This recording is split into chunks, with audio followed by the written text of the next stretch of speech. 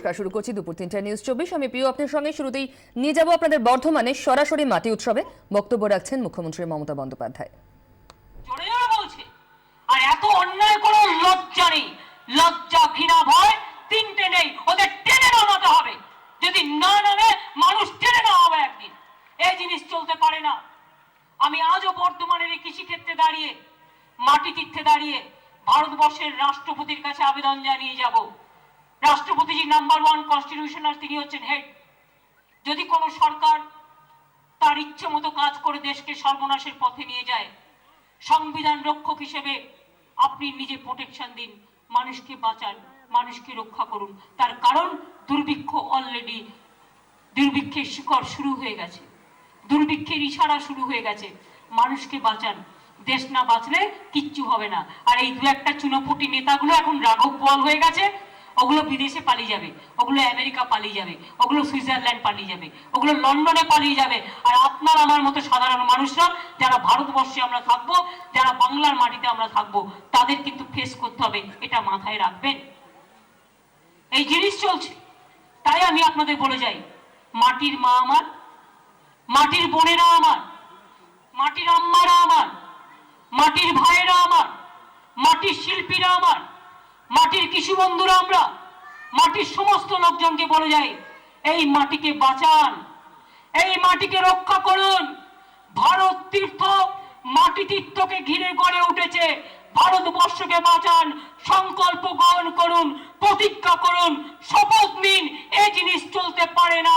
আমরা এই জিনিস, এই অত্যাচারের কারাগার ভাঙবই ভাঙবই। আমাদের শপথের প্রদীপ্ত স্বাক্ষরে নতুন সূর্য শিখা জ্বলবেই। আমাদের প্রতিজ্ঞার শপথ প্রদীপ্ত স্বাক্ষরে নতুন সূর্য শিখা জ্বলবেই। মানুষের সংগ্রাম চলবেই। আর আলটিমেটলি গণতন্ত্রে মানুষই আন্দোলনে জয়ী হবেই। একটু কষ্ট হবে, কেউ কেউ কষ্ট তো করতেই হয়, কাউকে কাউকে বেরোনের গলায় ঘন্টা বাঁধতে হয়। না হয় কষ্টটা আমরাই করলাম, কষ্টটা না হয় তৃণমূল কংগ্রেস করবে। মানুষের আশীর্বাদ নিয়ে, শুভেচ্ছা নিয়ে, দোয়া নিয়ে যত আমাদের উপরে ঝড় আসুক কেন, আমরা সব হামলা সামলে নেব। আমরা লড়াই করব, বুক পেতে দেবো মানুষের জন্য। এই লড়াই আমরা করব। তাতে বাংলা থেকে উড়িষ্যায় নিয়ে যান, দিল্লি নিয়ে যান, মুম্বাই নিয়ে যান, আর উত্তরপ্রদেশে নিয়ে যান, কোনো যায় আসে না। সবটাই আমাদের দেশ। বাট মোদি বাবু, আপনি যেদিন ক্ষমতায় থাকবেন না, ভারতবর্ষের মানুষ আপনাকে কি করবে আপনি সেটা নজরে রাখুন। আমি এটুকু বলে বিচারের ভার মানুষের হাতে ছেড়ে দিয়ে আমি এই মাটি তীর্থে আজকে এই কর্মপ্রেরণা, এই কর্ম উন্মাদনা, এই কর্মসূচনা, এই কর্ম সচেতনা আমি সব জায়গায় দাঁড়িয়ে বলছি, সবাই যে যেভাবে পারবেন মানুষের পাশে দাঁড়ান, মানুষকে সাহায্য করুন। মানুষ আজ খুব বিপদে আছে, সবাই মানুষকে সাহায্য করুন। নিজের এমন কিছু করবেন না যাতে মানুষ বিপদে পড়ে। যে যার মতো ছাত্র ছাত্রী থেকে শুরু করে, নতুন যৌবন থেকে শুরু করে, নতুন প্রজন্ম থেকে শুরু করে, গ্রাম সভা থেকে শুরু করে, পঞ্চায়েত সমিতি থেকে শুরু করে, জেলা পরিষদ থেকে শুরু করে, মিউনিসিপ্যালিটি থেকে শুরু করে, এমপি এমএলএ থেকে শুরু করে, কাউন্সিলর থেকে শুরু করে, কমিশন থেকে শুরু করে, কর্পোরেশন থেকে শুরু করে, অ্যাডমিনিস্ট্রেশন থেকে শুরু করে, আমি সবাইকে অনুরোধ করব, মানুষের পাশে থাকুন, মানুষের পাশে দাঁড়ান। আমি প্রেস মিডিয়ার কাছেও আবেদন করব, তারাও লড়াই করছেন, তাদেরও অনেকের চাকরি চলে যাচ্ছে, তারাও লড়াই করুন, মানুষের পাশে থেকে মানুষকে সাহায্য করুন। আমি এটুকু বলে, ধনধান্যে পুষ্পে ভরা আমাদের এই বসুন্ধরা, তাহার মাঝে আছে দেশের সকল দেশের সেরা। সে যে স্বপ্ন দিয়ে তৈরি, সে যে স্মৃতি দিয়ে ঘেরা। এমন দেশটি কোথাও খুঁজে পাবে না কো তুমি, সকল দেশের সেরা। সে যে আমার জন্মভূমি। আমার ছাত্রছাত্রী বন্ধুদের বলবো, এগিয়ে যাও কন্যাশ্রী, এগিয়ে যাও শিক্ষাশ্রী, এগিয়ে যাও সবুজ সাথী, এগিয়ে যাও বুক বেঁধে। মনে রাখবে, তোমরাই সারা বিশ্বকে পথ দেখাবে। তোমাদের মধ্যে থেকেই স্বামী বিবেকানন্দ আসবে, নেতাজি সুভাষচন্দ্র বোস আসবে, দেশবন্ধু চিত্তরঞ্জন দাস আসবে, বিশ্বকবি আসবে, নজরুল আসবে। তোমরাই পারবে, তোমরাই করবে, তোমরাই দেশটাকে এগিয়ে নিয়ে যাবে। এগিয়ে বাংলা, এগিয়ে মানুষ, বাংলায় পথ দেখাবে সারা দেশকে, সারা বিশ্বকে। বাংলা হবে বিশ্ব সেরা, বিশ্ব বাংলার বিশ্ব সেরা বাংলা। এই বাংলার মাটিকে প্রণাম জানিয়ে বলি, বাংলার মাটি, বাংলার জল, বাংলার বায়ু, বাংলার ফল পূর্ণ হোক, পূর্ণ হোক, পূর্ণ হোক। হে ভগবান, সবাইকে প্রণাম ও সালাম জানিয়ে, হ্যাপি নিউ ইয়ার জানিয়ে, 12 তারিখে আবার স্বামী বিবেকানন্দের জন্মদিন আছে, সবাই ভালো করে পালন করবেন। 23শে জানুয়ারি নেতাজি সুভাষচন্দ্র বোসের জন্মদিন আছে, সবাই ভালো করে পালন করবেন। 26শে জানুয়ারি প্রজাতন্ত্র দিবস আছে, সবাই ভালো করে পালন করবেন। 30শে জানুয়ারি গান্ধীজির মৃত্যু দিবস আছে, প্রয়াণ দিবস, সবাই ভালো করে পালন করবেন। এই দিনগুলো আমরা সবাই সুন্দর করে পালন করব, এটা আমাদের প্রতিজ্ঞা। আমি এই প্রোগ্রামের শেষে ইন্দ্রনীল সেন একজন শিল্পীও, আমি তাকে অনুরোধ করবো, সে এখন আমাদের মন্ত্রীও, একটা গান করতে, বাংলা থেকে একেবারে ধামসা মাদলে চলে গিয়ে বাউল থেকে ধামসা মাদল। ইন্দ্রনীল একটা করবে। জয় হিন্দ, বন্দে মাতরম, খুদা হাফেজ।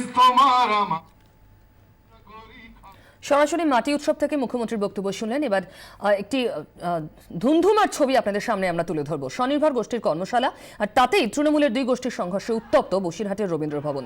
টিএমসিপি সম্মেলনের জন্য হল ভাড়া দিয়েও শেষমেশ সেই অনুমতি বাতিল করা হয়, আর এই নিয়ে দুপক্ষের মধ্যে গোলমাল শুরু হয়ে যায়। পরিস্থিতি সামলাতে র্যাব পর্যন্ত নামাতে হয়েছে।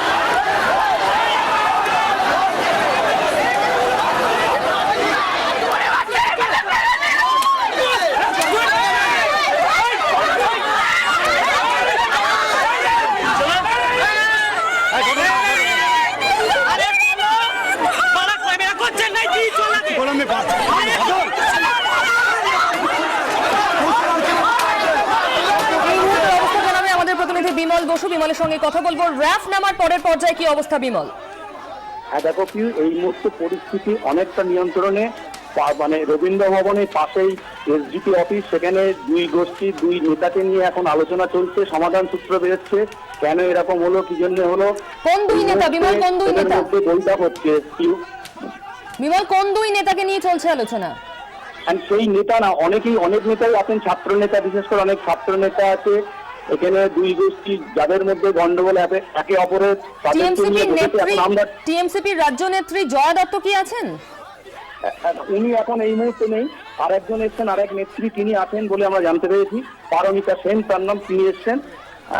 জয়া কি ছিলেন ধুমধুমার পরিস্থিতির সময়? জয়াকে আমরা দেখতে পাইনি, জয়া নাকি অন্য জায়গায় আছেন, জয়াকে আমরা দেখতে পাইনি।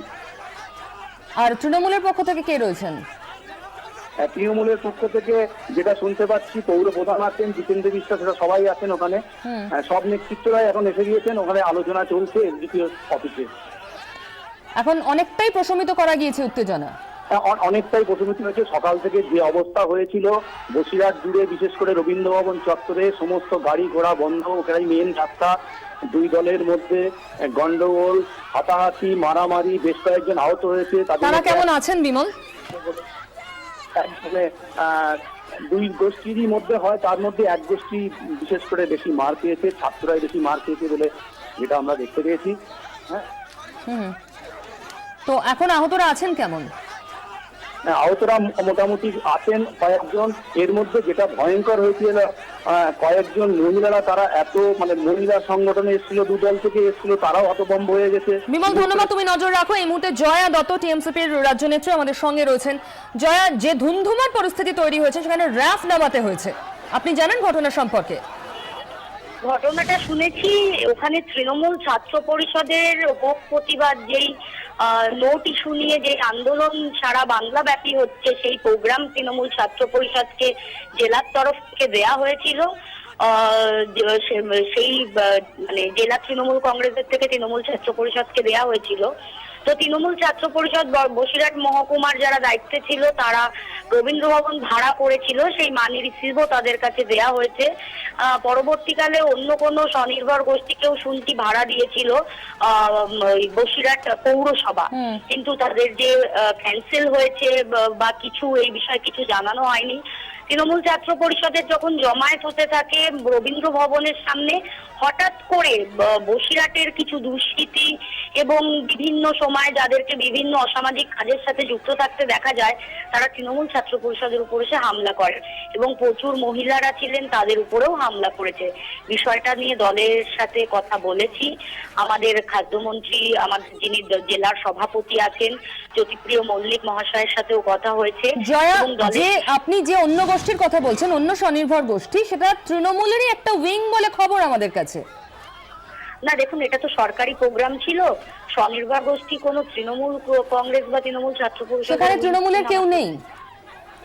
স্বনির্ভর গোষ্ঠী সরকারি প্রোগ্রাম ছিল, আমি যতটা খবর নিয়ে জেনেছি। ঠিক আছে, তৃণমূল ছাত্র পরিষদের ছেলে মেয়েদের মারধর করা হয়েছে, অনেকে হসপিটালে ভর্তি আছে। বিষয়টা নিয়ে আমি উচ্চতর নেতৃত্বের সাথে কথা বলছি, যেভাবে সিদ্ধান্ত দেবে সেভাবে আমরা কাজ করব। আপনি বলছেন টিএমসিপি আক্রান্ত হয়েছে বহিরাগত কিছু দুষ্কৃতীর হাতে। হ্যাঁ হ্যাঁ হ্যাঁ, রাইট। জয়া, আমার লালবাবা কলেজ বেলুড়ে সেটা নিয়েও প্রশ্ন রয়েছে, সেখানে তৃণমূলেরই দুটো গোষ্ঠীর মনোনয়নপত্র এবং ছাত্র সংসদ নির্বাচন নিয়ে এমন সমস্যা, তারা রাস্তায় বসে পড়েন পড়ুয়ারা, অবরোধ, ধুন্ধুমার পরিস্থিতি, সেখানেও পুলিশকে গিয়ে পরিস্থিতি সামাল দিতে হচ্ছে। কেন এমন হচ্ছে? দেখুন, লালবাবা কলেজের যে ঘটনা, সেখানে দুটো গোষ্ঠীর কোনো প্রশ্নই নেই। তৃণমূল ছাত্র পরিষদের একটা প্যানেল রেডি হয়েছে, ওখানকার বিধায়ক বৈশালীদি সহ ওই জেলার সভাপতি, ছাত্র মার্ডার সকলে মিলে সিদ্ধান্ত নিয়ে একটা প্যানেল তৈরি করে সেটাই ওখানে মনোনয়নপত্র দেয়া হবে। কারা রাস্তা অবরোধ করছে, কি করছে, সেই বিষয়ে আমাদের কিছু জানা নেই। হ্যাঁ, কিন্তু টিএমসিপি একটা প্যানেলই করছে। টিএমসিপির দুটো গোষ্ঠীর মধ্যে ঝামেলা, খবর তো তাই জয়া। দেখুন, আমাদের কাছে যতদূর খবর আছে, একটা প্যানেল, ওখানকার বিধায়ক, জেলার সভাপতি সকলে মিলে সিদ্ধান্ত নিয়ে ছাত্রছাত্রীদের সাথে কথা বলে তৈরি করে দেওয়া হয়েছে। জয়া, আমি অনুরোধ করবো আপনি একটু আমাদের সঙ্গে থাকুন প্লিজ। এই মুহূর্তে বসিরহাটের ঘটনা নিয়ে আমার সঙ্গে রয়েছেন সেখানকার বিধায়ক দীপেন্দু বিশ্বাস। দীপেন্দু থেকে আমি জানতে চাইবো আপনার কাছে কি খবর রয়েছে, কি হয়েছিল রবীন্দ্র ভবনে? আমার ওখানে আমাদের একটা এনইউএলএম এর প্রোগ্রাম ছিল, ওখানে আমাদের একটা সরকারি প্রোগ্রাম এনইউএলএম এর প্রোগ্রাম চলছে ওই রবীন্দ্র ভবনে, ওর পাশে। আমি জানি না কি হয়েছে, আমি ভেতরে ছিলাম, তবে তেমন কিছু বড় ঘটনা না, এখন সব ঠিকঠাক আছে। না, কিন্তু দীপেন্দু, এটা কি কোথাও একটা তৃণমূলের ছাত্র সংগঠন, তার সঙ্গে তৃণমূলের অন্য গোষ্ঠীর লড়াই? না না, কোনো লড়াই নেই এখানে, ওরকম আমাদের বিধানসভায় কোনো লড়াই নেই এখানে। আমার মনে হয় না আমাদের বিধানসভার কোনো লোকও জড়িত। তাহলে এত মারামারি কাদের সঙ্গে হলো, কারা এরা? সেটা আমি তো তখন সেখানে ছিলাম না। করলেন টিএমসিপি কে? স্বনির্ভর গোষ্ঠী তো মারধরে ছিল না। স্বনির্ভর গোষ্ঠী একটা আপনার রবীন্দ্র ভবনের ভেতরে একটা অনুষ্ঠান চলছে, আমি সেখানেই ছিলাম, বাইরে কি হয়েছে আমি জানি না। আপনার কাছে খবর তো গেছে? খবর এখন আমি আইটির সাথে কথা বলছি, কি হয়েছে জানি, জেনে জানাতে পারবো। তো হঠাৎ আমাদের সঙ্গে জয়া রয়েছেন, তৃণমূল ছাত্র পরিষদের রাজ্য নেত্রী। তিনি বলছেন কিছু বহিরাগত, কিছু দুষ্কৃতী সেখানে চলে এসেছিলেন। না না, তো বাজে কথা, জয়া তো স্পটে ছিল না, আমরা তো ওই পাশেই মিটিং করছিলাম। এবার কোথা থেকে লোক এসছে, এটা আমার বিধানসভা, আমি নিজে ওখানে উপস্থিত আছি, তাও মনে হয় না বহিরাগতর কোনো সমস্যা আছে। একটু সঙ্গে থাকুন প্লিজ দীপেন্দু। জয়া, আপনি কিছু বলতে চান? আমি তো আপনাকে আগেই বললাম যে সরকারি প্রোগ্রাম ছিল, তৃণমূল ছাত্র পরিষদেরও প্রোগ্রাম ছিল। যারা মিডিয়া যেটা ফুটেজ দেখাচ্ছে, সেখানে তৃণমূল ছাত্র পরিষদ বা ছেলে মেয়েদের উপর যে মারধর করা হচ্ছে, যারা করেছে তারা তৃণমূল ছাত্র পরিষদের কেউ না, তৃণমূল কংগ্রেসও কেউ না, এর মধ্যে দল জড়িত নেই। বহিরাগত লোকজন, দুষ্কৃতী কারা কোথা থেকে করেছে আমি তো। কিন্তু বহিরাগত কারোর উপস্থিতি ছিল না বলছেন বিধায়ক নিজে। আমি বহিরাগত বলতে চাইছি তৃণমূল ছাত্র পরিষদের কোনো বা তৃণমূল কংগ্রেসের কোনো গোষ্ঠীদ্বন্দ্ব না এখানে। ক্লিয়ার? দীপেন্দু, আপনি কিছু বলবেন? না, আমার কিছু বলার নেই, আমি তো ওখানেই ছিলাম, আমি আইটিকে ডেকেছি এসডিপিওর ওখানে, আমি এখন বসে জেনে নি কি হবে।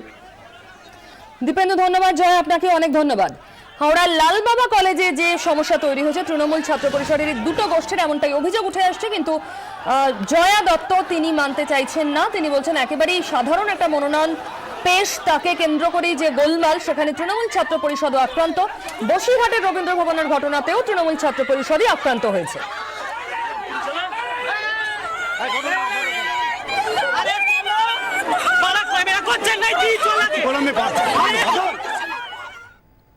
মনোনয়নপত্র জমা দেওয়া নিয়ে অশান্তি বেলুড়ের লালবাবা কলেজে। টিএমসিপির দুটো গোষ্ঠীর ঝামেলায় উত্তপ্ত হয়ে ওঠে পরিস্থিতি। অভিযোগ এমনটাই সামনে আসছে। পুলিশ পৌঁছেছে ঘটনাস্থলে, তারপরে পুলিশের সঙ্গে ছাত্রছাত্রীদের বচসা, সেখান থেকে ধস্তাধস্তি। পরে জিটি রোড অবরোধ করেন পড়ুয়ারা। কয়েকজন ছাত্রছাত্রীকে আটকও করেছে পুলিশ।